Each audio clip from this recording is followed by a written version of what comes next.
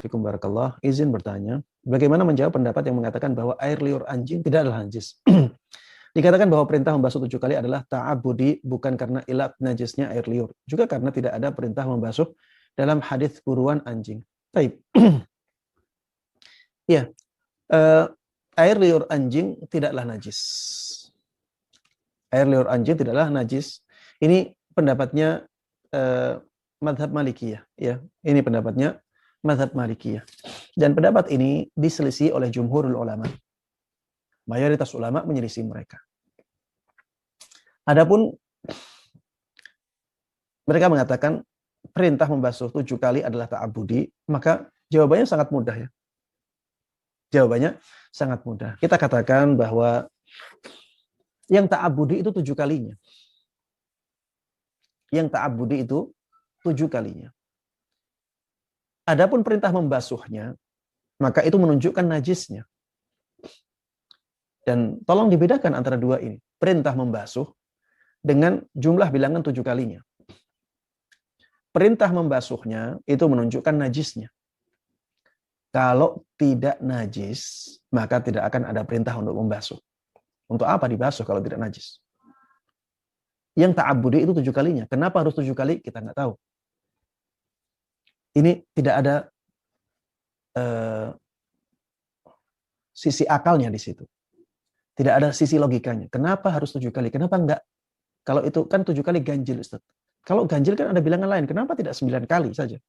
Kan ganjil juga. Kalau ganjil, kenapa tidak 5 kali saja?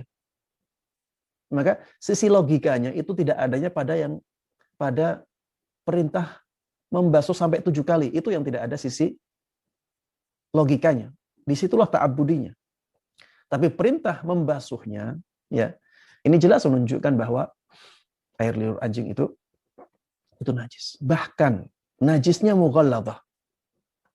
Najisnya itu najis berat. Kenapa? Alasannya, kalau najisnya itu tidak berat, harusnya perintahnya sekali membasuh. Perintah sampai 7 kali membasuh, itu menunjukkan bahwa najisnya ini najis berat. Bahkan harus dicampur dengan pasir. Harus dicampur dengan pasir. Di sini juga ta'abbudi. Tapi adanya campuran pasir itu menunjukkan bahwa najisnya ini bukan najis biasa. Kalau najis biasa untuk apa? Seperti itu. Kalau najisnya biasa, untuk apa harus 7 kali? Kemudian kalau tidak najis, untuk apa dibasuh? Kalau tidak najis, untuk apa dibasuhnya sampai 7 kali? Ya, ini pendapat Malikiyah dalam masalah ini, ya, pendapatnya kurang kuat ya. Tetap lebih kuat pendapatnya jumhurul ulama. Kemudian adapun dikatakan di situ bahwa tidak ada perintah membasuh dalam hadis buruan anjing, maka di sini juga para ulama sudah memberikan banyak bantahan, banyak jawaban ya. Di antara jawaban yang diberikan oleh para ulama ya, bahwa najisnya anjing itu sudah ma'ruf, sudah maklum. Najisnya anjing itu sudah maklum di kalangan para sahabat, sehingga tidak perlu lagi ada perintah untuk membasuh atau menghilangkan sisa dari gigitan anjing yang diburu oleh anjing itu. Bisa difahami ya? Tidak harus diulangi perintah itu di dalam dalil buruan anjing. Karena sudah ada dalil lain dan sudah cukup. Ini sebagian jawaban dari para ulama.